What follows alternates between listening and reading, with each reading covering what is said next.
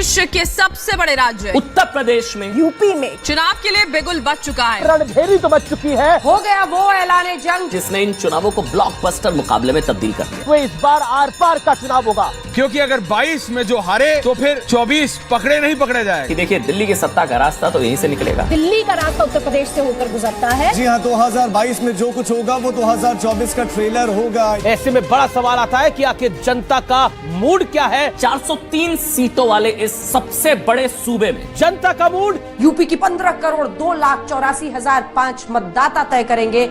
और इन वोटर्स की पॉलिटिकल राय इन्फ्लुएंस करने में मीडिया एक बड़ा रोल प्ले करता है। तो इतने बड़े इलेक्शन से पहले जब मीडिया को यूपी के सीएम योगी आदित्यनाथ का इंटरव्यू करने का मौका मिला तो उम्मीद थी कि जनता के कुछ इम्पोर्टेंट सवाल पूछे जाएंगे। इस सेशन का हमने नाम लिखा है योगी का जलवा 2022 में क्या भगवा। पहला सवाल योगी आदित्यनाथ जी, एक वीडियो देख रहा था, आएंगे तो योगी। वो गाना कहता है आएंगे तो योगी ही। गाने बड़े बन रहे हैं। योगी राज में नहीं चलेगी बातें तालिबानी। राइमिंग वर्ड्स में चल रहे हैं बाबा। जो राम को लाए हैं हम उनको लाएंगे। गाना बड़ा अच्छा है, सुरीला है। जो राम को लाए हैं हम उनको लाएंगे, दुनिया में फिर से हम, यूपी में फिर से हम भगवा लहराएंगे। मैं धन्यवाद दूंगा पहले न्यूज 18 को कि उन्होंने आज इस बात की घोषणा की है कि योगी का भगवा अपना जलवा कायम रखेगा। पर हमारे आज के गोदी न्यूज चैनल्स ने बिना किसी शर्म और लिहाज के यूपी के सीएम के इंटरव्यू यानी साक्षात्कार को योगी का चुनाव प्रचार बना दिया। अब आप सुपर सीएम हैं और लोग ये भी कहते हैं कि अब उत्तर प्रदेश के सीएम के जो जूते हैं वो आपके पाँव में छोटे पड़ रहे हैं। लगा कि सीएम योगी कहीं 2022 के बाद पीएम योगी के तौर पर न दिखे। ये भगवान क्या जुल्म है। तो हर इलेक्शन से पहले सारी पॉलिटिकल पार्टीज अपना खुद का एग्जाम पेपर सेट करती हैं, यानी जनता से कई वादे करती हैं जिसे मैनिफेस्टो या संकल्प पत्र कहते हैं। और सरकार में आने के बाद उन्हें अपने ही सेट किए एग्जाम पेपर में पास होना होता है और इस एग्जाम का रिजल्ट चेक करके जनता तक पहुँचाना मीडिया का काम होता है। ये कहा जाता है कि जितना जमीन पर काम हो नहीं हो, आप लोगों के दिमाग पर सही काम कर लेते। मुस्कुरा मुस्कुरा कर योगी जी आज मंच से लोगों को कन्विंस कर देंगे कि मैं ही सर्वश्रेष्ठ।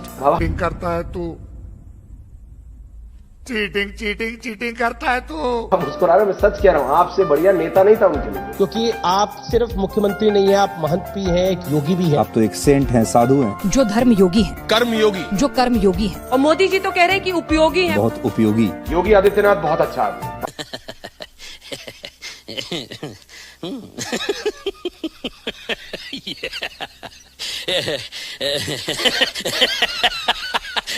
बाबा बाबा बाबा। पर अगर आंसर शीट चेक किए बिना ही सिर्फ नाम देख के 100% मार्क्स दे दिए जाएं, मतलब सरकार और मीडिया के बीच का मामला फिक्स्ड है। बाबा, हम ये इंटरव्यू सुबह सुबह कर रहे हैं, लेकिन आपका कॉन्फिडेंस अलग लेवल पे है। आपके कॉन्फिडेंस, मैं बार बार कह रहा हूँ, इट्स अ री एनर्जाइज कॉन्फिडेंस, जिसे मैं कह सकता हूँ अंग्रेजी में। ये मैं आपको बार बार बता रहा हूँ, इट्स अ री एनर्जाइज योगी आदित्यनाथ। नहीं देखिए, आप मुस्कुरा रहे हैं। आप मुस्कुराने लगे। तो इस कॉन्फिडेंस की वजह क्या है? इस कॉन्फिडेंस की सबसे बड़ी वजह शायद यही है कि कोई ईमानदार पत्रकार इंटरव्यू नहीं ले रहा, क्योंकि उस केस में सीन कुछ और ही होता। ये याद है सर? हाँ, देखा है कहीं। ये आपका इलेक्शन मैनिफेस्टो है। ओह हाँ, याद आया, मैंने ही तो छपवाया था।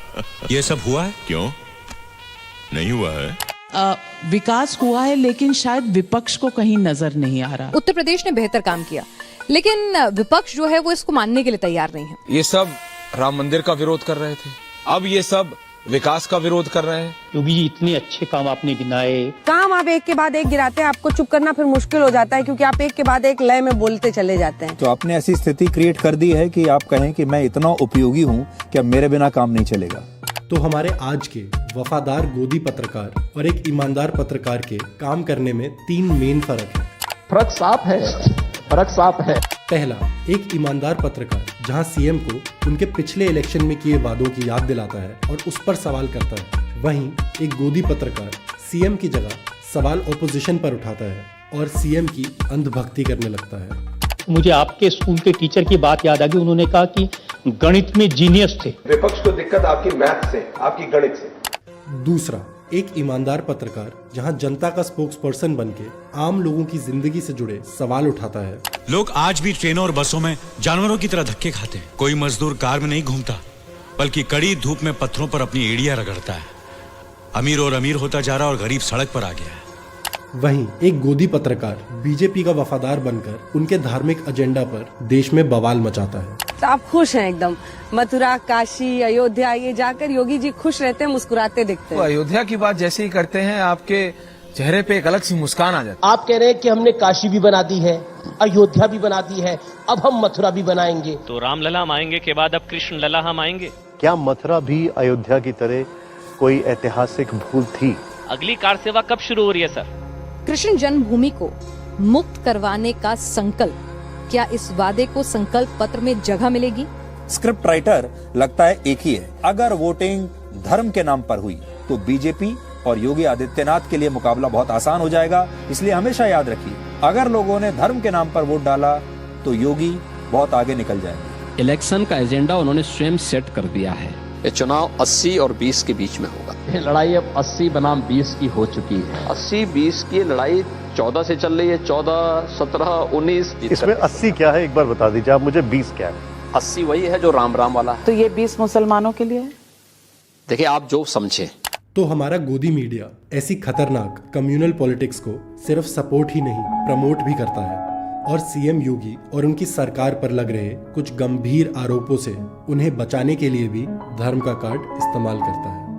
और घटनाएं तो दूसरे राज्यों में भी होती रहती हैं, लेकिन आपके राज्य में जब होती है तो आपको थोड़ा ज्यादा निशाना बनाया जाता है। क्या ये इस वजह से है कि आप भगवा पहनते हैं? योगी आदित्यनाथ भगवा क्यों पहनते हैं? योगी फोबिया क्रिएट करने की कोशिश करी जा रही है, हिंदू फोबिया। मैंने जैसे कहा था ना, योगी फोबिया क्रिएट कर रहे हैं। तीसरा, एक ईमानदार पत्रकार हमेशा वेल रिसर्च्ड फैक्ट्स लाकर सीएम के झूठों को फैक्ट चेक करता है। वहीं हमारे वफादार गोदी पत्रकार सीएम योगी के लिए झूठ के प्रचार का स्टेज तैयार करते हैं। आप कहते हैं कि कानून और व्यवस्था लाएंगे, लेकिन उस कानून की धज्जियां उड़ाने वाले ही आप हैं। ऐसी बातें करके तुम मुझे भड़काना चाहते हो क्या? मैं आपको भड़काना नहीं चाहता, मैं सिर्फ चाहता हूं कि लोगों को पता चले कि सच्चाई क्या है। ये देखिए, मेरे खिलाफ आज के दिन पे कोई मुकदमा नहीं, और मेरे अपना कोई भी मुकदमा हमारी सरकार ने वापस नहीं लिया है। मैं क्या कहता हूं, मैंने अपना कोई केस वापस नहीं लिया, एक भी केस वापस मैंने नहीं लिया, और मेरे खिलाफ कोई मामला भी नहीं है। मैंने कहा ना, जो सच है वही तो हम बोलेंगे। इन शॉर्ट, एक ईमानदार पत्रकार सीएम से बिना डरे सवाल पूछता चला जाता है, जबकि एक गोदी पत्रकार बीजेपी के लिए इलेक्शन की जमीन पहुंचता चला जाता है। अच्छा, अब एक बात बताइए, सारे मुश्किल सवालों के बीच में बहुत सारे लोग कहते हैं कि योगी जी बहुत एकदम ऐसे वन लाइनर लाते हैं जो एकदम दिल को चीरते हुए चले जाते हैं विपक्षियों के और एकदम हिट हो जाते हैं। ये गन्ना जिन्ना ये तो रैप होता है। ये आप कहाँ से आप इस तरफ कहाँ चल पड़े हैं? ये स्क्रिप्ट आप खुद लिखते हैं? वो तुम्हें बताने की जरूरत नहीं है, मैं जनता को बता दूंगा। जनता आपको देख रही है, सुन रही है। यहाँ बताइए, जनता को अच्छी अच्छी खबर दीजिए कि 2022 में Bharatiya Janata party full majority के साथ आ रही है। ये खबर आप पहुंचाते जाइए, मंत्रिमंडल का गठन अपने आप हो जाएगा। ऑपोजिशन वालों ने इसके लिए तुम्हें कितना पैसा खिलाया है? अगर आप ऑपोजिशन में होते तो कितना पैसा खिलाते? एक आखिरी सवाल है सर, यूपी मॉडल क्या है? यूपी मॉडल वही है जिसकी आपने इतनी वार्ता के दौरान चर्चा की है। आपने हर सवाल का जवाब दिया, हर सवाल का बड़ी बेबाकी से बहुत बेबाकी से जवाब दिया है। स्क्रिप्ट राइटर लगता है एक ही है। गोदी न्यूज चैनल्स अनेक हैं, पर सबकी भाषा एक है, क्योंकि सबका मालिक एक है। तो जहां मीडिया का काम जनता के पॉलिटिकल ओपिनियन को वेल इन्फॉर्म्ड बनाना होता है, वहीं आज का मीडिया पूरे देश के पॉलिटिकल ओपिनियन को मैनिपुलेट करके सिर्फ बीजेपी के पक्ष में करने का काम कर रहा है। यह लोकतंत्र का सबसे बड़ा थ्रेट है। इस प्रकार की शर्मनाक स्थिति को नहीं स्वीकार किया जाएगा, देशद्रोह की श्रेणी में आएगा। अगर इस सब के बाद भी लोगों की आंखें नहीं खुलती हैं, तब कोई क्या कह सकता है?